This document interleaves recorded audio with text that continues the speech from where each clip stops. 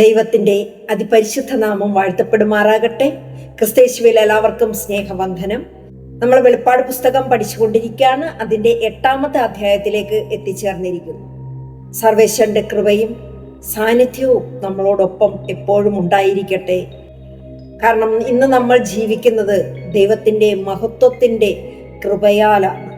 ആ ഒരു കൃപയാൽ ഇന്ന് വിശ്വാസികളായിരിക്കുന്ന വ്യക്തികളും ക്രിസ്തുവിനെ സ്വീകരിക്കാത്ത വ്യക്തികളും എല്ലാവരും തന്നെ നമ്മൾ ഈ സത്യങ്ങളെ കൃത്യമായി മനസ്സിലാക്കി അതിനെ അതനുസരിച്ച് ജീവിച്ചെങ്കിൽ മാത്രമേ ഇനി മുന്നോട്ട് നടക്കുന്ന ജീവിതത്തിൽ നമ്മുടെ ജീവിതത്തിനൊരർത്ഥമുണ്ടാകുകയുള്ളൂ. അതുകൊണ്ട് തന്നെ ഞാൻ കർത്താവിൻ്റെ വേലയ്ക്കായി സമർപ്പിക്കപ്പെട്ടിരിക്കുകയും മുന്നോട്ടുള്ള ജീവിതത്തിൽ കർത്താവിന് വേണ്ടിയിട്ട് ഏറ്റവും നല്ല രീതിയിൽ ദൈവത്തിന് വേണ്ടിയിട്ട് പ്രവർത്തിച്ചുകൊണ്ട് ഈ ഒരു ആയുസ് ഭൂമിയിൽ തീരട്ടെ എന്ന് തന്നെയാണ് എൻ്റെ ആഗ്രഹവും. കൃപയാൽ ദൈവം അങ്ങനെ നിർത്തിയിരിക്കുന്ന ദൈവത്തിൻ്റെ സ്നേഹത്തെ ഓർത്ത് ഞാൻ സ്തോത്രം ചെയ്യുന്നു. ആമേൻ. നമുക്ക് വെളിപ്പാട് പുസ്തകത്തിൻ്റെ 8-ാം അധ്യായത്തിലേക്ക് കടക്കാം. ഓരോ അധ്യായങ്ങളും പഠിച്ചു വരുമ്പോൾ ഒരുപാട് കാര്യങ്ങൾ വെളിപ്പെട്ടു വരികയാണ്. ഒരു പക്ഷേ ഇന്നലെ വരെ മനസ്സിലാക്കിയിരുന്ന പല കാര്യങ്ങളുമല്ല ഓരോ അധ്യായങ്ങളും നമ്മൾ മുന്നോട്ട് പോകുമ്പോൾ മനസ്സിലാക്കുന്നത്. 8-ാം അധ്യായത്തിലേക്ക് വരുന്ന സമയത്ത് ഇപ്പം ഞാൻ തുടക്ക സമയത്തുള്ള അധ്യായങ്ങളിലുള്ള കാര്യങ്ങളിലൊക്കെ ഞാൻ പറഞ്ഞിരുന്നു, നമ്മൾ ഭയപ്പെടേണ്ടുന്ന കാര്യമില്ല. കാരണം കരുണയുള്ള ഒരു ദൈവമാണ് നമുക്ക് വേണ്ടിയിട്ട് നമ്മളെ കാത്തിരിക്കുന്നത്. നമ്മുടെ സങ്കടങ്ങളെ കേൾക്കുവാൻ, നമ്മുടെ വിഷമങ്ങളെ കേൾക്കുവാൻ, നമ്മളുടെ എന്ത് കാര്യമുണ്ടെങ്കിലും ഒരു മനുഷ്യനോട് പറഞ്ഞു കഴിഞ്ഞാൽ അതിന് ഒരു ലിമിറ്റുണ്ട്. ഒരു പക്ഷേ നമ്മളോട് സ്നേഹമായിരിക്കുന്ന സമയങ്ങളിൽ അവരതെല്ലാം കേട്ടിട്ട് നമ്മളോടൊരു വിദ്വേഷം തോന്നുന്ന രീതിയിൽ അത് ലോകമെമ്പാടും വിളിച്ചു പറയുന്ന സ്വഭാവമായിരിക്കും മനുഷ്യർക്കുള്ളത്. എന്നാൽ ദൈവത്തിനോട് നമ്മൾ പങ്കുവെക്കുന്ന കാര്യങ്ങൾ, നമ്മുടെ ഹൃദയത്തിൻ്റെ താളം, നമ്മൾ ചിന്തിക്കുന്ന ഓരോ കാര്യങ്ങളും ദൈവത്തിന് കൃത്യമായിട്ട് അറിയാം. അതുകൊണ്ട് തന്നെ നമ്മുടെ സാഹചര്യങ്ങളും നമ്മുടെ വിഷമങ്ങളും ഒക്കെ ദൈവം കൃത്യമായിട്ട് മനസ്സിലാക്കുകയും ചെയ്യും. തീർച്ചയായിട്ടും എൻ്റെ ഈ ഒരു ജീവിതത്തിൽ ഈ ഒരു സത്യദൈവത്തെ തിരിച്ചറിയുവാനും എങ്ങോ എവിടെയോ നശിച്ചു പോകേണ്ടുന്ന എൻ്റെ ജീവിതത്തിൽ ഈ ഒരു സത്യദൈവത്തെ തിരിച്ചറിഞ്ഞത് കൊണ്ട് മാത്രമാണ് ഇന്നും പ്രത്യാശയോടുകൂടി നിലനിൽക്കാൻ കാരണമായി തീരുന്നത്. ജീവിതത്തിൽ പല സ്ഥലങ്ങളിലും പരാജയങ്ങൾ മാത്രം ഏറ്റുവാങ്ങിയിട്ടുള്ള ജീവിതമാണ് എൻ്റേത്. പരാജയമെന്ന് മറ്റുള്ളവർ വിധിക്കുമ്പോൾ എനിക്കറിയാം ആ പരാജയത്തിനകത്തുകൂടി ഈ മനുഷ്യരുടെ കണ്ണിൽ പരാജയങ്ങളാണെന്ന് കാണുമ്പോഴും ദൈവം എന്നെ പല കാര്യങ്ങളും പഠിപ്പിച്ചെടുക്കുകയും പലതും എൻ്റെ ജീവിതത്തിലും ദൈവത്തിന് വേണ്ടിയിട്ട് നിൽക്കാനുമൊക്കെ ഉള്ള രീതിയിൽ ഒരുപാട് കാര്യങ്ങൾ ദൈവം പഠിപ്പിച്ചെടുത്തു. സ്തോത്രം. അതുകൊണ്ട് തന്നെ നമ്മൾ 8-ാം അധ്യായത്തിലേക്ക് കടക്കുകയാണ്. ഓരോ ദിവസവും തുടർന്ന് ഇങ്ങനെ കാര്യങ്ങൾ ചെയ്തു പോകുന്നതിൽ ദൈവത്തിനോടുള്ള സ്നേഹവും നന്ദിയും ദൈവം അതിനായുള്ള കൃപ തരുന്നതിനായി അത്രത്തോളം മഹത്വപ്പെടുത്തുകയാണ്. 8-ാം അധ്യായത്തിൻ്റെ 1-ാം വാക്യം. അവൻ 7-ാം മുദ്ര പൊട്ടിച്ചപ്പോൾ സ്വർഗത്തിൽ ഏകദേശം അരമണിക്കൂറോളം മൗനത ഉണ്ടായി. അപ്പോൾ ദൈവസന്നിധിയിൽ 7 ദൂതന്മാർ നിൽക്കുന്നത് ഞാൻ കണ്ടു. അവർക്ക് 7 കാഹളം ലഭിച്ചു. ഇതിൽ 8-ാം അധ്യായത്തിൽ ആകെ 13 വാക്യങ്ങളാണുള്ളത്. അതിന്റെ 1-ാമത്തെ വാക്യമാണ് നമ്മൾ വായിച്ച് കേട്ടത്. സ്വർഗത്തിൽ ഏകദേശം അരമണിക്കൂറോളം മൗനമുണ്ടായി. അതൊരു സാധാരണ മൗനമല്ല. ദൈവം പല സമയങ്ങളിലും മൗനമായി ഇരിക്കുന്നത് നമ്മൾ വേദപുസ്തകത്തിലൂടെ ദർശിക്കുന്നുണ്ട്. ദൈവത്തിന്റെ മൗനത അടുത്ത ഒരു വലിയ കാര്യങ്ങളിലേക്ക് പുറപ്പെടുന്നതിന് മുമ്പ് ദൈവത്തിൻ്റെതായിട്ടുള്ളൊരു മൗനത നമ്മൾ കാണുന്നുണ്ട്. അവിടെ ഏറ്റവും പുതിയ നിയമത്തിൽ നമുക്ക് ഏറ്റവും കൂടുതൽ നമുക്ക് തിരിച്ചറിയുന്ന ഒരു കാര്യമാണ് യേശുക്രിസ്തു ക്രൂശിലായിരിക്കുന്ന സമയത്ത് ആ ഒരു സമയം ദൈവത്തെ വിളിച്ച് ദൈവം കൂടെ ഇല്ലയോ എന്ന് പോലും യേശുവിന് തോന്നിപ്പോകുന്ന തരത്തിലേക്ക് ദൈവം മൗനമായിരുന്നു. അപ്പൊ അടുത്തൊരു നല്ലൊരു കാര്യം എന്തിൻ്റെങ്കിലും ഒരു തുടർച്ച നടക്കാൻ പോകുമ്പോൾ ദൈവം അവിടെ മൗനം, ഒരു ഭാരമേറിയ നിശബ്ദത അവിടെ കാണിക്കുന്നുണ്ട്. ഇവിടെ നമ്മൾ കാണുന്നത് ഒരു ന്യായവിധിക്ക് മുമ്പുണ്ടാകുന്ന ഭാരമേറിയ ഒരു നിശബ്ദതയാണ്. മനുഷ്യരുടെയൊക്കെ പ്രാർത്ഥനകളെല്ലാം കേട്ടതിനു ശേഷം ദൈവം പ്രവർത്തിക്കാൻ പോകുന്ന ഒരു അമൂല്യ നിമിഷമാണിത്. അതായത് ആകാശവും ദൂതന്മാരും എല്ലാവരും ഒരു ശ്വാസം പിടിച്ചടക്കി അത്രത്തോളം ഒരു നിശബ്ദത ആ ഒരു സ്വർഗത്തിൽ അവിടെ കാണപ്പെട്ടു. അപ്പൊ ദൈവത്തിന്റെ ആ ഒരു മൗനം നമ്മൾ വേദപുസ്തകത്തിലൂടെ ഒക്കെ പഠിച്ചു വന്നപ്പോൾ നമുക്ക് മനസ്സിലാകുന്നത്, ദൈവം മൗനമായിരിക്കുന്ന അവസരങ്ങളിലൊക്കെ അത്യുന്നതമായിട്ടുള്ള എന്തോ ഒരു കാര്യം സംഭവിക്കാൻ പോകുന്നു എന്നുള്ളതിന്റെ ലക്ഷണമായിട്ട് തന്നെ നമ്മൾ അതിനെ കണക്ക് കൂട്ടണം. രണ്ടാമത്തെ വാക്യം, അപ്പോൾ ദൈവസന്നിധിയിൽ 7 ദൂതന്മാർ നിൽക്കുന്നത് ഞാൻ കണ്ടു, അവർക്ക് 7 കാഹളം ലഭിച്ചു. ഈ ദൂതന്മാർ സാധാരണ ദൂതന്മാരല്ല, ദൈവത്തിന്റെ സിംഹാസനത്തിന് സമീപം നിൽക്കുന്ന പ്രത്യേക ദൂതന്മാർ. കാഹളം സാധാരണ എന്തിനെ സൂചിപ്പിക്കുന്നു? മുന്നറിയിപ്പുകളെയും യുദ്ധത്തിനെയും ന്യായവിധിയെയും രാജാവിന്റെ വരവിനെയും ഒക്കെ മുൻകൂട്ടി അറിയിപ്പിക്കുന്ന, ഒരു മുന്നറിയിപ്പില്ലാതെ ഈ വിധ കാര്യങ്ങളൊന്നും വരുന്നില്ല. സഭയെ എടുക്കാൻ വരുമ്പോഴും ഒരു കാഹളം കേൾക്കും, യേശുക്രിസ്തുവിന്റെ വരവിൽ കാഹളം കേൾക്കും. ഇപ്പൊ ഈ കാഹളം എന്നുള്ളത് ഒരു കാഹളം, അതായത് ഒരു മുന്നറിയിപ്പില്ലാതെ ഒരു ന്യായവിധി കൊണ്ടുവരുന്നില്ല. അപ്പൊ എന്തോ ഒരു പ്രത്യേക കാര്യം നടക്കാൻ പോവുകയാണ്. അതുകൊണ്ടാണ് ഈ ദൂതന്മാർക്ക് ഈ കാഹളങ്ങൾ കൊടുക്കുന്നത്. മൂന്നാമത്തെ വാക്യം, മറ്റൊരു ദൂതൻ ഒരു സ്വർണ്ണ ധൂപ കലശവുമായി വന്നു, യാഗപീഠത്തിനരികെ നിന്നു. സിംഹാസനത്തിന് മുമ്പിലുള്ള സ്വർണ്ണ പീഠത്തിന്മേൽ സകല വിശുദ്ധന്മാരുടെയും പ്രാർത്ഥനയോട് ചേർക്കേണ്ടതിന് വളരെ ധൂപവർഗം അവന് കൊടുത്തു. യോഹന്നാൻ കാണുന്നൊരു കാര്യമാണ്, മറ്റൊരു ദൂതൻ പൊൻധൂപ കലശവുമായി വന്നു യാഗപീഠത്തിന് മുമ്പിൽ നിൽക്കുന്നു. അവിടെ വേറൊരു ദൂതൻ മധ്യസ്ഥനായി നിൽക്കുന്നതാണ് കാണുന്നത്. ധൂപം എന്ന് പറയുന്നത് വിശുദ്ധന്മാരുടെ പ്രാർത്ഥനകളാണ്.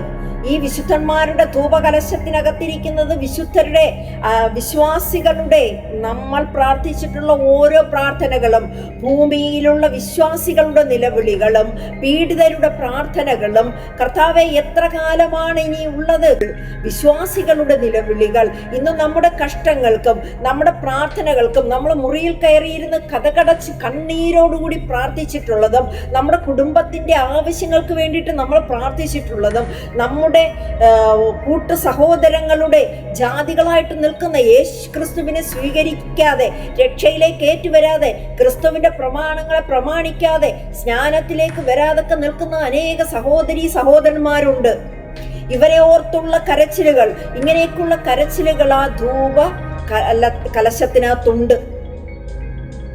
അപ്പൊ ആ പൊൻധൂപ കലശത്തില് നമ്മുടെ ഓരോ പ്രാർത്ഥനകളും സ്വർഗം അവഗണിക്കപ്പെടുന്നില്ല, അതൊരിക്കലും മാറ്റിവെക്കപ്പെടുന്നിരുന്നില്ല. നമ്മൾ കണ്ണുനീരോടുകൂടി നമ്മുടെ ആവശ്യങ്ങളെ യേശുവിന്റെ നാമത്തിൽ നമ്മൾ പിതാവിനോട്, യേശുവിനോട് പറയുമ്പോൾ അത് യേശു നടത്തിത്തരുന്നുണ്ട്. അപ്പൊ നമ്മുടെ പ്രാർത്ഥനകൾ ഒരിക്കലും ഒഴിഞ്ഞു പോകുന്നില്ല. അവിടെ പൊൻ ധൂപ കലശത്തിൽ യാഗപീഠത്തിന്റെ മുമ്പിൽ നിന്നു. ലോകത്തെമ്പാടുമുള്ള പ്രാർത്ഥനകൾ, സകല പ്രാർത്ഥനകളും, ജീവനുള്ള ദൈവത്തോട് പ്രാർത്ഥിച്ചിരിക്കുന്ന സകല പ്രാർത്ഥനകളും വിഗ്രഹങ്ങളെ അല്ല, ജീവനില്ലാത്തവയല്ല, മനുഷ്യ സൃഷ്ടിയായിട്ടുള്ളവയല്ല. ഇന്ന് പല മനുഷ്യരും തെറ്റിപ്പോകുന്നത് തന്നെ അവർക്ക് അറിവില്ലാത്തത് കൊണ്ടാണ്. അതും ഇതും എല്ലാം ഒന്നല്ലേ എന്നുള്ളൊരു ചിന്ത. അങ്ങനല്ല, അതും ഇതും എല്ലാം ഒന്നല്ല. കാരണം നമ്മളെ സൃഷ്ടിച്ച ഏക സത്യ ദൈവമേ ഉള്ളൂ. ആ ദൈവം സ്വർഗത്തിലാണ്. മനുഷ്യരെ കൊണ്ട് തീർക്കാൻ പറ്റാത്ത, മനുഷ്യരുടെ പാപങ്ങളെ മറ്റൊരു മനുഷ്യനെ കൊണ്ടും തീർക്കാൻ പറ്റാത്തൊരു ലോകമായിപ്പോയി ഇത്. ആ ലോകത്തിലേക്കാണ് ഈ ദൈവം തന്നെ മനുഷ്യരൂപമെടുത്ത് ഈ ലോകത്തിലേക്ക് വന്നത്. കാരണം ഇവിടെ ലോകത്തിൽ വന്ന് പിറന്നു കഴിയുമ്പോൾ മനുഷ്യരെല്ലാവരും തന്നെ പാപത്തിലേക്ക് വീഴുകയാണ് ഉണ്ടായിക്കൊണ്ടിരുന്നത്. അവിടെ ഒരു മനുഷ്യനെ കൊണ്ടും മനുഷ്യരുടെ വീണ്ടെടുപ്പ് സാധിക്കുന്നില്ലെന്ന് വന്നപ്പോൾ ദൈവം തന്നെ തന്നെത്താൻ താഴ്ത്തി ക്രൂശിലെ മരണത്തോളം ഏൽപ്പിച്ചു കൊടുത്തു. പിതാവിനോടുള്ള സമത്വം മുറുകെ പിടിക്കണമെന്ന് ചിന്തിക്കാതെ നമുക്ക് വേണ്ടിയിട്ട് ഇറങ്ങി വന്നൊരു ദൈവമാണ് യേശുക്രിസ്തു. അപ്പൊ അവിടെ ആ യേശുക്രിസ്തുവിനെ സ്വീകരിക്കുന്ന വ്യക്തികളാണ് വിശുദ്ധരെന്ന് പറയുന്നത്. അവരുടെ കഴിഞ്ഞകാല ജീവിതങ്ങൾ എന്തുമായിക്കോട്ടെ, അവർ എന്തൊക്കെ പൊരുത്തക്കേടുകൾ ഈ ലോകത്തിൽ കാണിച്ചോട്ടെ, പക്ഷേ യേശുക്രിസ്തുവിലൂടെ വരുമ്പോൾ അവർ പുതിയ സൃഷ്ടികളാണ്. അങ്ങനെ സൃഷ്ടികളായിട്ടുള്ള വ്യക്തികളെയാണ് വിശുദ്ധന്മാരെന്ന് പറയുന്നത്. അപ്പം സകല വിശുദ്ധന്മാരുടെയും യേശുക്രിസ്തുവിനെ രക്ഷിതാവായി സ്വീകരിച്ചിട്ടുള്ള ഏതൊരു വ്യക്തിയുടെയും പ്രാർത്ഥന ചേർക്കേണ്ടുന്നതിന് വളരെ ധൂപവർഗം അവന് കൊടുത്തു. ആ വചനമാണ് നമ്മൾ കേട്ടത്. ഇനി 4-ാമത്തെ വാക്യത്തിലേക്ക് വരുമ്പോൾ, ധൂപവർഗത്തിന്റെ പുക വിശുദ്ധന്മാരുടെ പ്രാർത്ഥനയോ. പ്രാർത്ഥന എന്നുള്ളത് നമുക്കറിയാം. ഇപ്പൊ പ്രാർത്ഥന എന്ന് വെച്ച് കഴിഞ്ഞാൽ എന്താണ്? ദൈവത്തോടുള്ള ഹൃദയ സംസാരം. പ്രാർത്ഥന വേറെയാണ്, ആരാധന വേറെയാണ്. അപ്പൊ ദൈവത്തോടുള്ള ഹൃദയ സംസാരമാണ് പ്രാർത്ഥന. എന്ന് പറഞ്ഞാൽ മുൻപോട്ടുള്ള ശക്തമായിട്ടുള്ള ശ്രദ്ധയോടുകൂടി, ആവേശത്തോടുകൂടി. അർത്ഥ എന്ന് പറഞ്ഞാൽ അഭ്യർത്ഥിക്കൽ, തേടൽ, ആഗ്രഹം, അപേക്ഷിക്കുക. ഈ അർത്ഥിക്കുക, പ്രാർത്ഥന എന്ന് പറഞ്ഞ ഒരു പ്രവർത്തന രൂപമാണ്. ചെയ്യൽ, നടത്തുക എന്നുണ്ട്. അപ്പൊ പ്രാർത്ഥന എന്ന് പറഞ്ഞു കഴിഞ്ഞാൽ ശക്തമായ ആവേശത്തോടുകൂടി നമ്മൾ ചിലത് തേടുന്നതിന്, അല്ലെങ്കിൽ അഭ്യർത്ഥിക്കുന്നതിന്, അല്ലെങ്കിൽ നമ്മുടെ ആഗ്രഹത്തെ മുൻപോട്ട് കൊടുക്കുന്ന, ദൈവത്തിലേക്ക് കൊടുക്കുന്നതാണ് പ്രാർത്ഥന എന്ന് പറയുന്നത്. പ്രാർത്ഥന ദൈവത്തോടുള്ള സംസാരിക്കലാണ്. അതുപോലെ തന്നെ പ്രാർത്ഥന ദൈവവുമായിട്ടുള്ള ഫെലോഷിപ്പാണ്. സത്യസന്ധമായി നമ്മുടെ ഹൃദയത്തെ ദൈവസന്നിധിയിൽ പകർന്നുകൊണ്ട് ദൈവത്തോട് നമ്മുടെ ആവശ്യങ്ങളും നമ്മുടെ സങ്കടങ്ങളും ഒക്കെ പറയുന്നതാണ് പ്രാർത്ഥന. അപ്പൊ ഈ പ്രാർത്ഥനകൾ നമ്മുടെ സ്വന്തം കാര്യങ്ങൾ മാത്രമല്ല അവിടെ പ്രാർത്ഥനയിലേക്ക് വരുന്നത്. നമ്മൾ കാണണം, ലോകത്തെ കണ്ണു തുറന്ന് കാണണം. നശിക്കപ്പെട്ടുകൊണ്ടിരിക്കുന്ന ഒരുപാട് വ്യക്തികൾ ഇന്ന് നമ്മുടെ ചുറ്റുമുണ്ട്.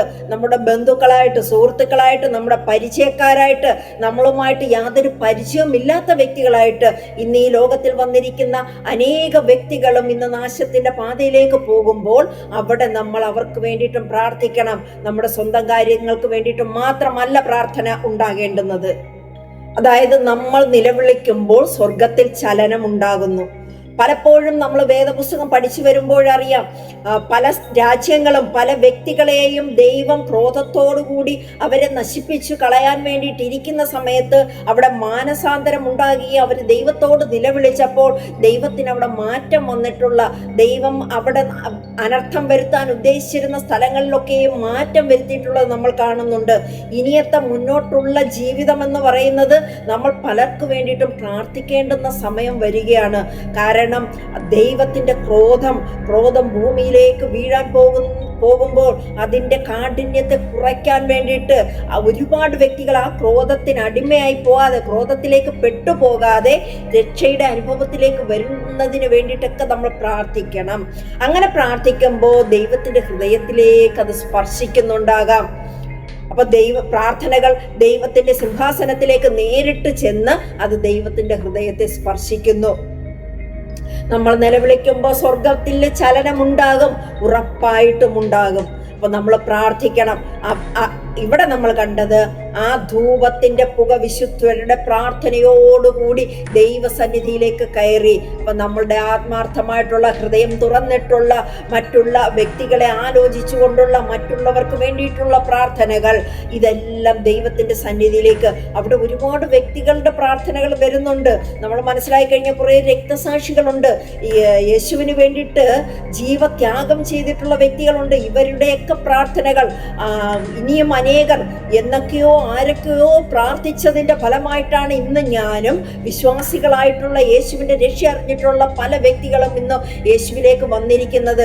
കാരണം ഒരുപാട് വ്യക്തികൾ നമുക്ക് വേണ്ടിയിട്ട് പ്രാർത്ഥിച്ചിട്ടുണ്ട്. പ്രാർത്ഥിച്ചേക്കുന്ന വ്യക്തികളെ ഒന്നും നമുക്കറിയില്ല. നമ്മളും ഇപ്പോൾ കടമപ്പെട്ടിരിക്കുകയാണ് അനേകർക്ക് വേണ്ടിയിട്ട് പ്രാർത്ഥിക്കാൻ. അത് ദൈവസന്നിധിയിൽ ആ പുകയോടുകൂടി വിശുദ്ധരുടെ പ്രാർത്ഥന ദൈവസന്നിധിയിലേക്ക് ചെല്ലുന്നുണ്ടാകും. സ്തോത്രം. 5-ാമത്തെ വാക്യം, ദൂതൻ ധൂപകലശമെടുത്തു, യാഗപീഠത്തിലെ കനൽ നിറച്ചു, ഭൂമിയിലേക്ക് എറിഞ്ഞു. ഉടനെ ഇടിമുഴക്കവും നാദവും മിന്നലും ഭൂകമ്പവും ഉണ്ടായി. അപ്പൊ ഈ സകല പ്രാർത്ഥനകൾ നിറഞ്ഞിട്ടുള്ള ധൂപകലശം ദൂതൻ എന്ത് ചെയ്തു? കനല് നിറച്ചുകൊണ്ട് ഭൂമിയിലേക്ക് എറിയുകയാണ്. ഉടനെ ഇവിടെ ഇടിമുഴക്കവും നാദവും മിന്നലും ഭൂകമ്പവും ഒക്കെ ഉണ്ടായി. ആ ഭൂമിയിലേക്ക് എറിഞ്ഞപ്പോഴാണ് അതുണ്ടായത്. പ്രാർത്ഥനയ്ക്ക് പിന്നാലെയുള്ള ഒരു ന്യായവിധി. ഇപ്പോൾ നമ്മൾ പ്രാർത്ഥിക്കുന്ന സമയമാണ്. ഈ ഭൂമിയിലായിരിക്കുന്ന സമയത്ത് നമ്മൾ പ്രാർത്ഥിക്കുകയാണ്. പ്രാർത്ഥിക്കുന്ന ഒരു അവസരത്തിലാണ് നമ്മളിപ്പോ മുന്നോട്ട് പോകുന്നത്. അപ്പൊ നമ്മുടെ ഈ പ്രാർത്ഥനകൾക്കൊക്കെ പിന്നാലെ ഒരു ന്യായവിധി വരുന്നുണ്ട്. അത് ഇടിമുഴക്കം പോലെ, മിന്നല്, ഭൂകമ്പവും ഒക്കെ ഉള്ള രീതിയിൽ അത് വരാൻ പോവുകയാണ്. അത് ഇതുവരെയും വന്നിട്ടില്ല. കാരണം യേശുവിന്റെ സഭ ഇവിടെ ഭൂമിയിലുണ്ട്. എന്നാൽ ഇന്ന് യേശുവിനെ അറിഞ്ഞിട്ടില്ലാത്ത വ്യക്തികളെ, നിങ്ങൾ എത്രയും വേഗത്തിൽ യേശുവിനെ തിരിച്ചറിഞ്ഞുകൊള്ളൂ. നിങ്ങളുടെ രക്ഷിതാവും കർത്താവുമാക്കി ഏക സത്യ ദൈവമായിട്ട് യേശുവിനെ സ്വീകരിച്ചുകൊള്ളൂ. നിങ്ങൾ ഇന്ന് പലയിടത്തും ദൈവങ്ങളെ തിരക്കി പോകുമ്പോൾ അവിടെ എങ്ങുമല്ല ദൈവങ്ങളുള്ളത്. സത്യവാനായിട്ടുള്ള ഞാൻ തന്നെ വഴിയും സത്യവും ജീവനുമാകുന്നു എന്ന് പറഞ്ഞ യേശു ക്രിസ്തുവിനെ നിങ്ങൾ മുറുകെ പിടിച്ചുകൊള്ളുക. നിങ്ങളുടെ ആത്മാവിന് രക്ഷ വേണമെങ്കിൽ നിങ്ങൾ അത് ചെയ്തെങ്കിലേ മതിയാകുള്ളൂ. ദൈവം ദീർഘക്ഷമയുള്ള ദൈവമാണ്. 7 70 വട്ടം ക്ഷമിക്കാൻ പറഞ്ഞ കർത്താവാണ് നമ്മുടെ കൂടെ ഉള്ളത്. ദീർഘക്ഷമയുള്ള ദൈവമാണ്. പക്ഷേ അതിനൊരു പരിധി ദൈവം വെച്ചിട്ടുണ്ട്. ആ ദീർഘക്ഷമ അനന്തമായി പോകുമെന്ന് നമ്മൾ തെറ്റിദ്ധരിക്കരുത്. ദൈവം ദീർഘക്ഷമയുള്ളവനാണ്. അതുകൊണ്ടാണ് യേശുവിന്റെ വരവ് വീണ്ടും താമസിക്കുന്നത്. പക്ഷെ കാലം അടുത്തു കഴിഞ്ഞു. സ്വർഗരാജ്യം സമീപിച്ചിരിക്കാൻ മാനസാന്തരപ്പെട്ട് വേഗത്തിൽ ദൈവത്തിലേക്ക് തിരിഞ്ഞുകൊള്ളുക. ദൈവത്തിന്റെ ഈ മഹാകരുണയെ നമ്മൾ തള്ളിക്കളഞ്ഞാൽ ദൈവത്തിന്റെ നീതി പ്രവർത്തിക്കുന്ന സമയം അടുത്തു കഴിഞ്ഞു. ആ ഒരു സമയം അടുത്തെങ്കിൽ ആ ഒരു സമയത്തിൽ പിടിച്ചു നിൽക്കാൻ മനുഷ്യനാകാത്ത വിധത്തിലുള്ള ക്രോധം, ദൈവത്തിന്റെ ക്രോധം പാപം നിറഞ്ഞ ഈ ഭൂമിയിലേക്ക് ഒഴിക്കപ്പെടുന്ന ഒരു സമയം വരികയാണ്. എന്നാൽ ദൈവത്തിന്റെ കരുണയായിട്ട് യേശുവിന്റെ രക്തം ഒഴിക്കപ്പെട്ടു കഴിഞ്ഞു. ആ യേശുവിന്റെ രക്തത്താലുള്ള ശുദ്ധീകരണം എത്രയും വേഗത്തിൽ നിങ്ങൾ പ്രാപിച്ചുകൊള്ളൂ. സ്തോത്രം. ഭൂമിയിലേക്ക് ധൂപകലശം വീണ് കഴിയുമ്പോൾ ഈ സംഭവിക്കാൻ പോകുന്ന അനർത്ഥങ്ങളെ വിവരിക്കാൻ പോലും ബുദ്ധിമുട്ടുകൾ വരുന്നുണ്ട്. അത്രത്തോളം പ്രശ്നങ്ങളാണ് ഭൂമിയിൽ ഉണ്ടാകാൻ പോകുന്നത്. 6-ാമത്തെ വാക്യം, 7 കാഹളമുള്ള ദൂതന്മാർ 7 കാഹളം ഊതുവാൻ ഒരുങ്ങി നിന്നു. ഒരുങ്ങി നിൽക്കുന്ന ദൂതന്മാരായിട്ടാണ് നമ്മൾ കാണുന്നത്. അവർ ദൈവത്തിന്റെ ആജ്ഞ വരാൻ വേണ്ടിയിട്ട് കാത്തിരിക്കുകയാണ്. അവര് തയ്യാറാണ്. ദൈവത്തിന്റെ ആരംഭിക്കൂ എന്ന് പറയുന്ന ഒരു നിമിഷത്തിന് വേണ്ടിയിട്ട് അവർ തയ്യാറായി നിൽക്കുകയാണ്. ഇപ്പോൾ ഇവിടെ ഭൂമിയിലായിരിക്കുന്ന വ്യക്തികൾ അത് തിരിച്ചറിഞ്ഞുകൊള്ളുക. ഒരുക്കങ്ങൾ, സ്വർഗത്തിൽ സകലത്തിനുമുള്ള ഒരുക്കങ്ങൾ നടക്കുന്നു. കറണ്ടിനെ നമുക്ക് കാണാൻ പറ്റുന്നില്ല, വായുവിനെ കാണാൻ പറ്റുന്നില്ല. അതുകൊണ്ട് ഇതെല്ലാം ഇല്ല എന്ന് നമുക്ക് ചിന്തിക്കാൻ പറ്റില്ല. ഇത് നമുക്ക് കാണാൻ പറ്റില്ലെങ്കിലും അതിന്റെ ശക്തി എത്രത്തോളം ഉണ്ടെന്ന് നമ്മൾക്ക് അറിയാം. ദൈവത്തെ നമ്മൾ നേരിട്ട് കണ്ടിട്ടില്ല. പക്ഷെ ദൈവം ഇവിടെ പല വ്യക്തികളിലൂടെ തൻ്റെ ചിന്തകൾ, തൻ്റെ അഭിപ്രായങ്ങൾ, ഇനി മനുഷ്യർ ചെയ്യേണ്ടുന്ന കാര്യങ്ങൾ വിളിച്ചു വിളിച്ച് പറയുന്ന കാലമാണിത്. ദൂതന്മാർ തയ്യാറായി നിൽക്കുകയാണ്. എന്തിനാണ്? കാഹള ന്യായവിധികൾ ആരംഭിക്കാൻ വേണ്ടിയിട്ട്. ഓരോ കാഹള ഊതുമ്പോഴും അത് ഭൂമിയെ ബാധിക്കും, ശക്തമായ രീതിയിൽ ബാധിക്കും. നമ്മൾ ഇന്ന് വളരെ സ്വസ്ഥതയോടുകൂടി, ഞാനൊരു ട്രാക്ട് എഴുതിയിട്ടുണ്ട്, ഒരു ജലത്തുള്ളി എന്നും പറഞ്ഞൊരു ട്രാക്ട്. അതിലത്തെ ആ ജലത്തുള്ളിക്ക് ഒരു ചിന്തയുണ്ടായിരുന്നു. ബലമുള്ള കരിങ്കല്ല് കെട്ടിയ കിണറ്റിനകത്ത് ഞാൻ വളരെ സുരക്ഷിതനാണെന്നുള്ളൊരു ഭാവം ഉണ്ടായിരുന്നു അവന്. അതിനകത്തൊരു കഥാപാത്രമാണ് ജലത്തുള്ളി. സ്തോത്രം. ഇന്ന് അതേ ജലത്തുള്ളിയുടെ അതേ ഒരു അവസ്ഥയാണ്. നമുക്ക് വലിയ വീടുണ്ട്, നമുക്ക് ബന്ധുബലങ്ങളുണ്ട്, പണമുണ്ട്, എനിക്ക് മറ്റു പ്രശ്നങ്ങളൊന്നും ഉണ്ടാകില്ല, എനിക്ക് മറ്റാരെയും ആശ്രയിക്കേണ്ടി വരില്ല, ഇതെല്ലാം എനിക്ക് ഭൂമിയിൽ ഉണ്ട് എന്നാണ് ചിന്തയെന്നുണ്ടെങ്കിൽ അതെല്ലാം തെറ്റാനുള്ള നിമിഷം അടുത്തുകൊണ്ടിരിക്കുകയാണ്. ഓരോ കാഹളവും ഭൂമിയെ ബാധിക്കുന്ന സമയം അടുത്തു വരികയാണ്. അതായത് മനുഷ്യനെ മാനസാന്തരത്തിലേക്ക് വിളിക്കുന്ന അവസാന ഘട്ടമായി കഴിഞ്ഞു. എന്താണ് മാനസാന്തരം? മനസ്സിനൊരന്ധരം. നാം സഞ്ചരിച്ചു പോകുന്ന പാത, മനുഷ്യരെ സംബന്ധിച്ചിടത്തോളം അവർ സഞ്ചരിക്കുന്ന പാത ഞങ്ങൾ തെറ്റായ വഴിയിലാണ് പോകുന്നതെന്ന് സമ്മതിച്ചു തരാൻ ഒരു മനുഷ്യനും ഇഷ്ടമല്ല. എന്നാൽ നാം ദൈവത്തിൽ നിന്നകന്ന് പിശാചിന്റെ പക്ഷത്തായവരാണ്. യേശു ക്രിസ്തുവിനെ രക്ഷിതാവും കർത്താവുമായി സ്വീകരിക്കാത്ത ഏതൊരു വ്യക്തിയും യേശു ക്രിസ്തുവിനെ കർത്താവും രക്ഷിതാവുമായി സ്വീകരിക്കുകയും യേശുവിന്റെ കൽപ്പനകളെ പ്രമാണിച്ച് തികഞ്ഞവരെന്ന് വേദപുസ്തകം പറയുന്നില്ല. നമ്മൾ വിശുദ്ധിയെ പുതുക്കിക്കൊണ്ടിരിക്കുകയാണ്. യേശുവിന്റെ രക്തത്താൽ നമ്മൾ ശുദ്ധീകരണം പ്രാപിച്ചു കൊണ്ടിരിക്കുകയാണ്. പക്ഷെ അവിടെ ആദ്യത്തെ ഒരു കടമ്പയുണ്ട്. നാം യേശു ക്രിസ്തു മനുഷ്യർക്ക് വേണ്ടിയിട്ട്, എനിക്ക് വേണ്ടിയിട്ട് മരിച്ചു, അടക്കപ്പെട്ട്, ഉയർത്തെഴുന്നേറ്റ് ഇന്നും സ്വർഗത്തിൽ ജീവിക്കുന്നവനായിട്ടുള്ള യേശു ക്രിസ്തുവാണ് എന്റെ കർത്താവും രക്ഷിതാവും എന്ന് ഞാൻ ഹൃദയം കൊണ്ട് വിശ്വസിക്കുകയും ഞാൻ വാഗൊണ്ട് ഏറ്റുപറയുകയും ചെയ്യുമ്പോൾ അത് രക്ഷയിലേക്ക് വരുന്നു. ആ രക്ഷയിലേക്ക് വരണമെങ്കിൽ നമുക്കൊരു മാനസാന്തരം വരണം. ഞാനിനി കല്ലിനെയും മരങ്ങളെയും മണ്ണിനെയും വിളിക്കാൻ പോകില്ല. ജീവനുള്ള ഒരു ദൈവമുണ്ട്. ആ ദൈവത്തെയാണ് ഞാൻ വിളിക്കാൻ പോകുന്നത്. ആ ദൈവത്തെ ഞാൻ തിരിച്ചറിഞ്ഞു. നമ്മളൊക്കെ എപ്പോഴും സത്യം അന്വേഷിക്കുന്നവരാണ്, ജീവനുള്ള ദൈവത്തെ അന്വേഷിക്കുന്നവരാണ്. മനുഷ്യ, നിന്റെ ആയുസ്, ഇന്ന് നീ മരിച്ചാൽ നിന്റെ ആയുസ് എങ്ങോട്ട് പോകും? നീ ഒന്ന് ചിന്തിച്ചു നോക്ക്. ഈ വിളിക്കുന്ന കല്ലോ മരങ്ങളോ കൈപ്പണിയായിട്ടുള്ള ബിംബങ്ങളോ ഇതൊന്നും തന്നെ നിന്റെ ആത്മാവിന് നിത്യശാന്തി നേരില്ല. കർത്താവായ യേശു ക്രിസ്തുവിനെ സ്വീകരിക്കാത്ത ഏതൊരുവരും നാശത്തിലേക്കും നിത്യ നരകത്തിലേക്കുമായിരിക്കും പോകുന്നുണ്ടാകുക. ഹല്ലേലൂയ, സ്തോത്രം. അപ്പൊ മാനസാന്തരം എന്ന് പറയുന്നത് നമ്മൾക്ക് ദൈവത്തിൽ നിന്ന് അകന്നു പോകുന്ന എന്ത് കാര്യമുണ്ടായാലും അതിനെ മാറ്റിക്കൊണ്ട് നാം ആ തെറ്റായ വഴിയെ മാറ്റിക്കൊണ്ട് ദൈവത്തിലേക്ക് തിരിച്ചു വരിക. ഒന്നാമത്തെ മാനസാന്തരം വരേണ്ടുന്നത് സർവശക്തനായിട്ടുള്ള പിതാവാം ദൈവമാണ്. സ്വർഗത്തിലെ ഏകസത്യ ദൈവമാണ്. അത് ക്രിസ്ത്യാനികളുടെ ദൈവമല്ല, സകല ജാതികളുടെയും സകല മനുഷ്യവർഗത്തിന്റെയും ദൈവമാണ്. ക്രിസ്ത്യാനിക്ക് വേണ്ടിയിട്ടല്ല ക്രിസ്തു വന്ന് മരിച്ചത്. അധ്വാനിക്കുന്നവരും ഭാരം ചുമക്കുന്നവരുമേ നിങ്ങൾ എൻ്റെ അടുക്കൽ വരുവിൻ എന്ന് വിളിച്ച കർത്താവ് പാവപ്പെട്ടവനെയും ആത്മാവിൽ ദരിദ്രരായവരെയും ഒക്കെയാണ് യേശു ക്രിസ്തു വിളിക്കുന്നത്. ഹൃദയത്തെ കുന്നിച്ച് വെച്ചുകൊണ്ടിരിക്കാനല്ല, യേശുവിന് വേണ്ടിയിട്ട് നിൽപ്പാനും യേശുവിനെ കർത്താവായി സ്വീകരിക്കാനും യേശുവിൽ മരിക്കാനുമാണ് പറയുന്നത്. അങ്ങനെ യേശുവിൽ മരിക്കുന്ന വ്യക്തിയെ മാത്രമേ യേശു ക്രിസ്തു പുനരുജ്ജീവിപ്പിച്ച് യേശുവിനോട് കൂടെ നിർത്തുകയുള്ളൂ. യേശുവിൽ മരിക്കാത്ത വ്യക്തികളുടെ എല്ലാ സ്ഥാനം വേറെയാണ്. വ്യക്തമായിട്ട് വേദപുസ്തകത്തിൽ ഇത് മനസ്സിലാക്കിയത് കൊണ്ട് തന്നെയാണ് ഈ സത്യത്തെ വിളിച്ചു പറയുന്നത്. അങ്ങനെയെങ്കിൽ ഇപ്പോൾ മാനസാന്തരപ്പെടാനുള്ളവരെ നിങ്ങൾ മാനസാന്തരപ്പെടൂ. ദൈവത്തിൽ നിന്ന് അകന്നു പോകുന്ന എന്തെങ്കിലും കാര്യങ്ങൾ ജീവിതത്തിനകത്തുണ്ടെങ്കിൽ അതൊക്കെയും മാറ്റിവെച്ചിട്ട് ദൈവത്തിലേക്ക് തിരിച്ചു വാ. ദൈവം വിളിക്കാണ്, തിരിച്ചു വാ.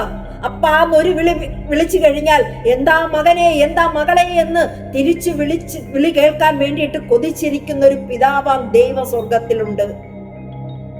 നമ്മൾ എത്ര തെറ്റിപ്പോയാലും നമ്മുടെ ഈ ലോകത്തിലുള്ള പിതാവും മാതാവും നമ്മളെ തള്ളിക്കളയും. എന്നാൽ സ്വർഗസ്ഥരായ പിതാവിന്റെ അടുക്കലേക്ക് ചെന്ന് കഴിഞ്ഞാൽ ദൈവം നമ്മളെ ചേർത്ത് പിടിച്ച് നമ്മളെ ആശ്വസിപ്പിക്കുന്ന ഒരു കർത്താവുണ്ട്. ആ കർത്താവിനെയാണ് രക്ഷിതാവായി സ്വീകരിക്കാൻ വേണ്ടിയിട്ട് പറയുന്നത്. ആമേൻ, സ്തോത്രം. ഈ കാഹളം ഊതുന്നതിന് മുമ്പ് നമ്മൾ മാനസാന്തരപ്പെടുക, രക്ഷയിലേക്ക് വരിക, നമ്മൾ വിശുദ്ധിയെ തികയ്ക്കുക. നമ്മളിൽ എന്തെങ്കിലും പോരായ്മകൾ ഉണ്ടെങ്കിൽ ആ പോരായ്മകളെയൊക്കെ നമ്മുടെ മനസാക്ഷി എന്നവരെ വേറൊരാൾ നമ്മളെ നിയന്ത്രിച്ച് വഴി നടത്താൻ വരണ്ട. നമ്മുടെ ഉള്ളിലിരുന്നു കൊണ്ട് നമ്മുടെ ആത്മാവ് തന്നെ, നമ്മുടെ ആത്മാവും പരിശുദ്ധാത്മാവും നമ്മളോട് ഇടപെടും. അത് ചെയ്യുന്നത് ശരിയല്ല, തെറ്റാണ്. തെറ്റായ വഴിയിലേക്ക് പോവാതെ ദൈവത്തിന്റെ പാതയിലേക്ക് തിരിച്ചു വരാൻ ദൈവം ഓർമ്മിപ്പിക്കുകയാണ്. ഇനിയിപ്പോ ദൂതൻ കാഹളം ഊതാൻ വേണ്ടിയിട്ട് പോവുകയാണ്. 7-ാമത്തെ വാക്യം, ഒന്നാമത്തവൻ ഊതി, അപ്പോൾ രക്തം കലർന്ന കൽമഴയും തീയും ഭൂമിമേൽ ചൊരിഞ്ഞിട്ട് ഭൂമിയിൽ 1/3 വെന്തുപോയി, വൃക്ഷങ്ങളിൽ 1/3 വെന്തുപോയി, എല്ലാ പച്ചപ്പുല്ലും വെന്തുപോയി. സ്തോത്രം. അതൊന്ന് നിങ്ങൾക്ക് മനസ്സിൽ കാണാൻ പറ്റുന്നുണ്ടോ? എന്തുമാത്രം ഒരു അവസ്ഥയാണത്.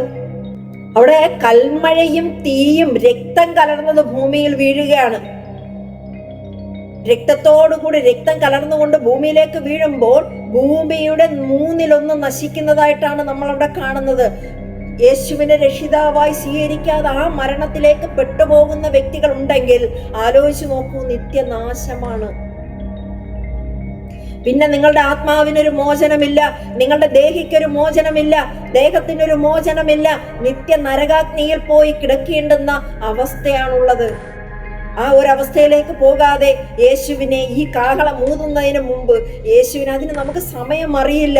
ഞാൻ നാളത്തേക്കാകട്ടെ മറ്റന്നാളത്തേക്കാകട്ടെ എന്ന് പറഞ്ഞു നിൽക്കാനുള്ള സമയം നമ്മുടെ കൈവശമില്ല. കാരണം നമ്മുടെ ഈ ശ്വാസം, അകത്തേക്ക് പോകുന്ന ശ്വാസം പുറത്തേക്ക് വന്നില്ലെങ്കിൽ നമ്മുടെ ആയുസ് തീരുകയാണ്.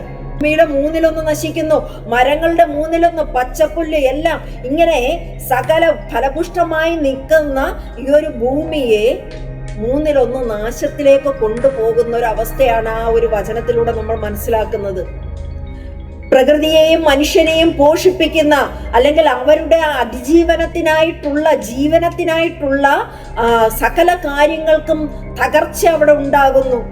ദൈവത്തെ മറന്ന മനുഷ്യന്റെ അഹങ്കാരം പ്രകൃതിയിലൂടെ തന്നെ തകർക്കപ്പെടുന്ന ഒരു വിധമാണ് അവിടെ കാണുന്നത്.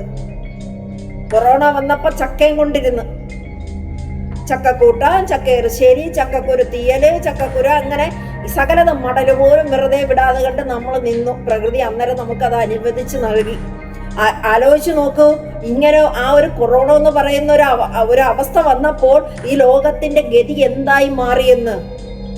അങ്ങനെയെങ്കിൽ ഈ ഒരു പ്രകൃതിയുടെ സകല സംവിധാനത്തെയും തകർക്കുന്ന രീതിയിലേക്ക് ഈ ആദ്യത്തെ കാഹളം ഊതിയപ്പോൾ തന്നെ ഇവിടെ പ്രശ്നങ്ങൾ ഉണ്ടായി. അപ്പൊ മനുഷ്യന്റെ അഹങ്കാരം തകർക്കാൻ വേണ്ടിയിട്ട് ഒന്നാമത്തെ കാഹളം അവിടെ ഊതിക്കഴിഞ്ഞു. 8-ാമത്തെ വാക്യം, 2-ാമത്തെ ദൂതനൂതി, അപ്പോൾ തീ കത്തുന്ന വന്മല പോലെ ഒന്ന് സമുദ്രത്തിലേക്ക് എറിഞ്ഞിട്ട് കടലിൽ 1/3 രക്തമായി തീർന്നു. 9-ാമത്തെ വാക്യം, സമുദ്രത്തിൽ പ്രാണനുള്ള സൃഷ്ടികളിൽ 1/3 ചത്തുപോയി, കപ്പലുകളിലും 1/3 ഛേദം വന്നു. ദൈവത്തിന്റെ കണക്ക് വരുന്നത് 1/3.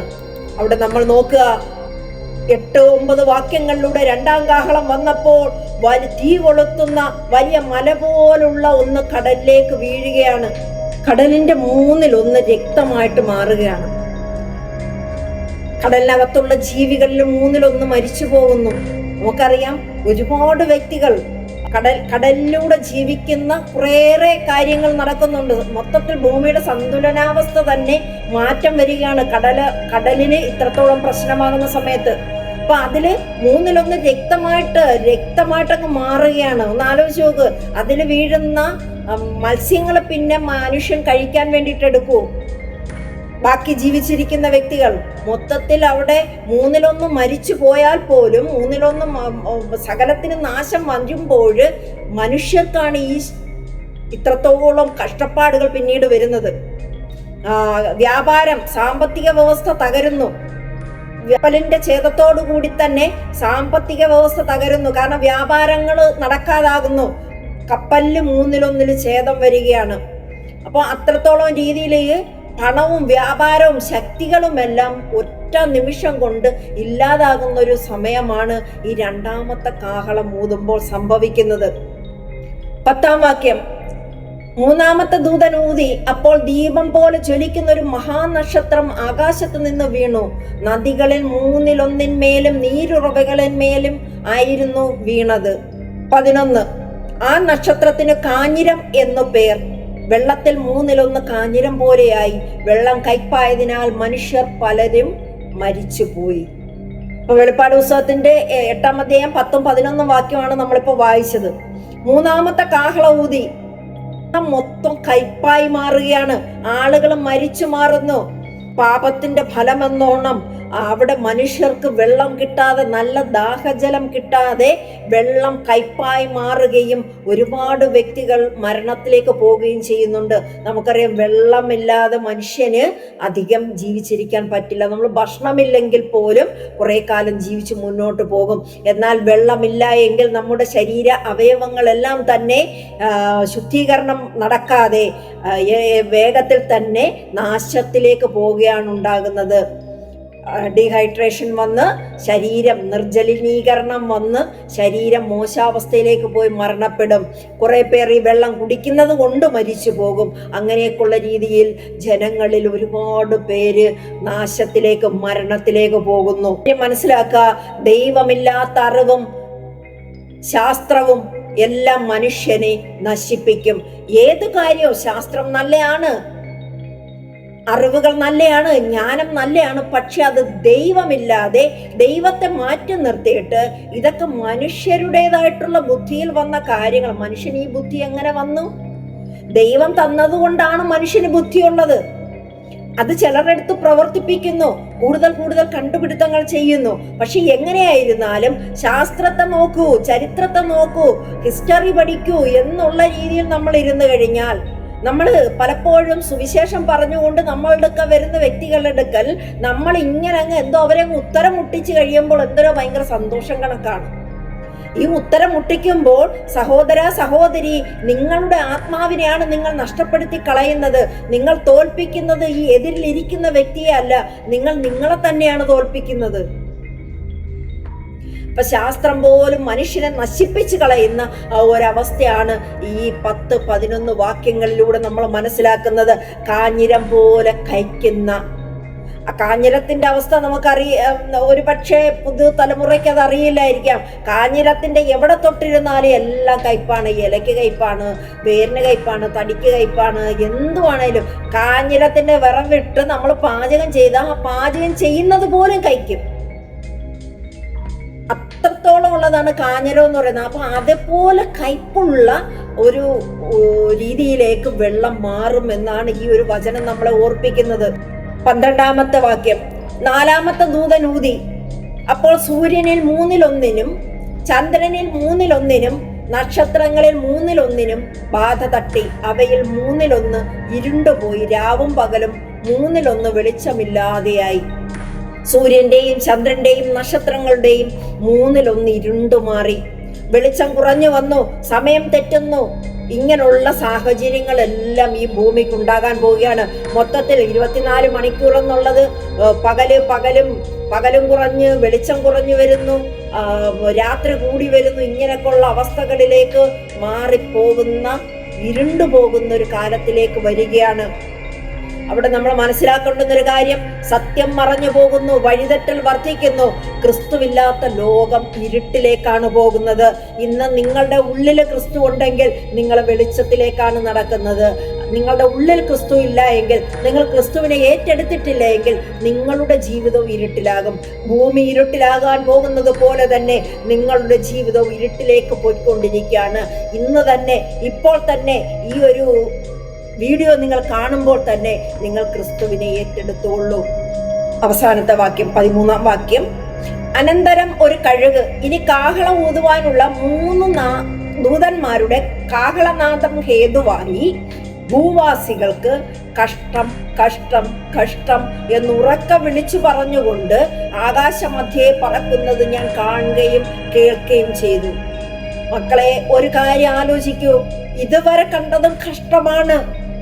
കാരണം ഇപ്പോഴും ആ കണ്ട 4 ദൂതന്മാർ ഊതിയപ്പോഴും കാഹളം ഊതുമ്പോഴും ഭൂമിയിൽ സംഭവിക്കുന്ന അനർത്ഥങ്ങൾ, ഇന്നൊരു പക്ഷേ നമ്മൾ മരിച്ചു പോയാൽ നമ്മുടെ തലമുറകൾ അത് അനുഭവിക്കുകയാണ്.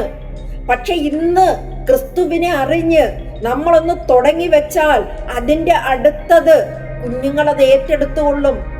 ക്രിസ്തുവിലേക്ക് അവർ വന്നുകൊള്ളും. പക്ഷെ അവരുടെ ആത്മാവിനെയും കൂടെ നിങ്ങൾ നഷ്ടപ്പെടുത്തി കളയുകയാണ്. നിങ്ങളാണ് അച്ഛനമ്മമാർ, നിങ്ങളാണ് നിങ്ങളുടെ മക്കൾക്ക് വേണ്ടിയിട്ടൂടെ നിങ്ങൾ ദൈവത്തെ വിളിച്ചു തുടങ്ങേണ്ടുന്നത്. യേശുവിനെ സ്വീകരിക്കണം. നിങ്ങൾ സ്വീകരിച്ചു കഴിയുമ്പോൾ നിങ്ങളുടെ മക്കളും ആ രക്ഷയിലേക്ക് ഓട്ടോമാറ്റിക് വരും.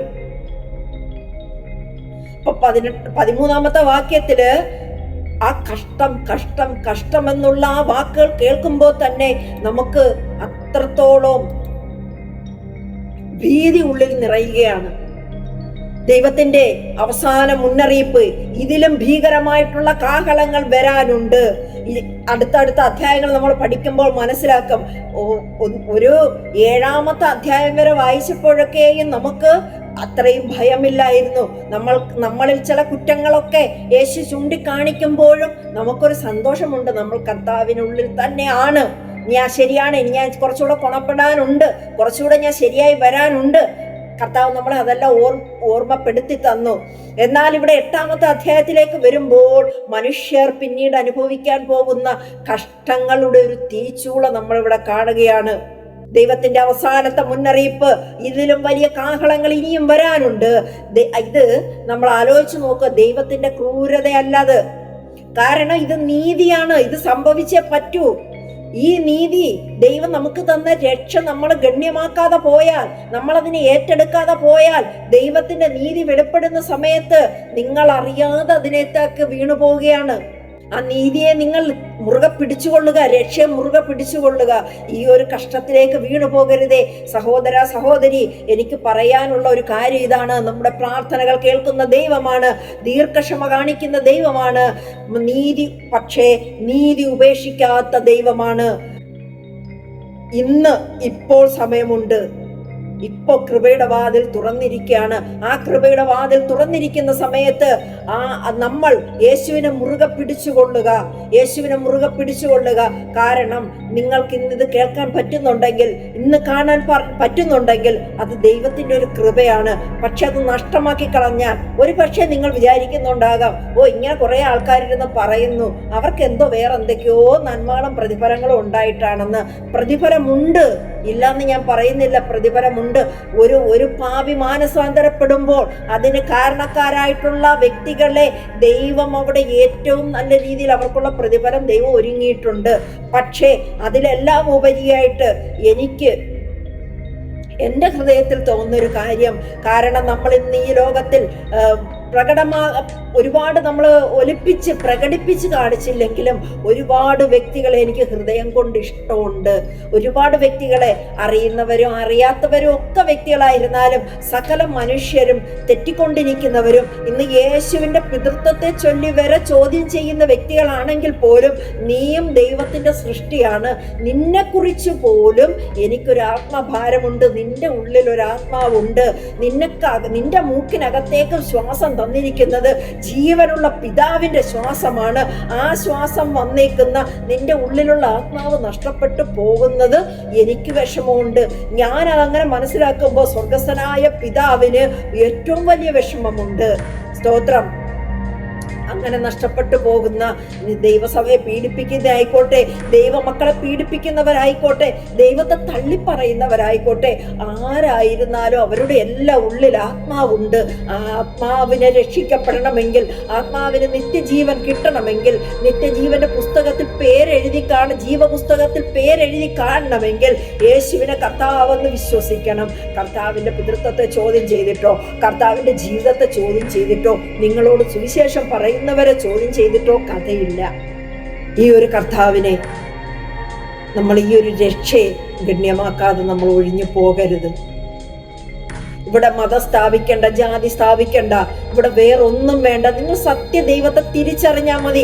നമുക്ക് കുറെ മാമൂലുകളുണ്ട്, നമുക്ക് കുറെ നിയമങ്ങളുണ്ട്, നമുക്ക് കുറെ പാരമ്പര്യങ്ങളുണ്ട്, ഇതെല്ലാം ഉണ്ട്, ഇതൊന്നും ഇല്ല എന്ന് പറയുന്നില്ല, എല്ലാം നല്ലത് തന്നെ. പക്ഷെ നമ്മൾ സത്യം തിരിച്ചറിയൂ. നിങ്ങൾ സത്യം തിരിച്ചറിഞ്ഞിട്ട് ദൈവത്തെ നിങ്ങൾ തിരിച്ചറിയൂ. ഹല്ലേലൂയ, സ്തോത്രം. അതിനായിട്ട് നിങ്ങൾ ഒരുക്കപ്പെടട്ടെ. സർവേശ്വരൻ നിങ്ങളെ അനുഗ്രഹിക്കട്ടെ. ഹല്ലേലൂയ. ക്രിസ്തുവിനെ അറിയാത്ത ഓരോ വ്യക്തികളെയും ഞാൻ ഈ ഒരു സമയം യേശുവിൻ്റെ മുമ്പിൽ സമർപ്പിച്ച് പ്രാർത്ഥിക്കുകയാണ്. നിങ്ങൾക്ക് നിങ്ങളുടെ ഹൃദയ കാഠിന്യത്തെ കുറച്ചുകൊണ്ട് യേശുവിനെ രക്ഷിതാവും കർത്താവുമായി ഏറ്റെടുക്കുവാനും നിങ്ങളുടെ ഉള്ളിലുള്ള ആത്മാവിനെ നിങ്ങൾക്ക് നിത്യജീവനിലേക്ക് കൊണ്ടുവരുവാനും സഹായിക്കട്ടെ. അതിനു വേണ്ടിയിട്ട് സർവശക്തൻ ഒരുങ്ങട്ടെ. സർവശക്തന് നിങ്ങളോടുള്ള ക്രോധത്തിൻ്റെ ആധിക്യത്തെ കുറച്ചുകൊണ്ട് നിങ്ങളോടൊരു കനിവ് വന്ന് കൂടുതലായി നിങ്ങളുടെ ഹൃദയത്തിലുള്ള പാപങ്ങളെയൊക്കെയും കഴുകിക്കളഞ്ഞ് യേശുവിനോട് ചേരുവാൻ സർവേശ്വരൻ ഇടയാകട്ടെ എന്ന് നിങ്ങൾക്ക് വേണ്ടിയിട്ട് പ്രാർത്ഥിക്കുകയാണ്. ഇന്ന് ആദ്യമായിട്ടാണ് നിങ്ങൾ ഇതിനെ കേൾക്കുന്നതെങ്കിൽ ഈ ഒരു ചാനൽ സബ്സ്ക്രൈബ് ചെയ്യാനും മറ്റുള്ളവരിലേക്ക് ഷെയർ ചെയ്യാനും ഒക്കെ സഹകരിക്കുക. സർവേശ്വരൻ എല്ലാവരെയും അനുഗ്രഹിക്കട്ടെ. നന്ദി.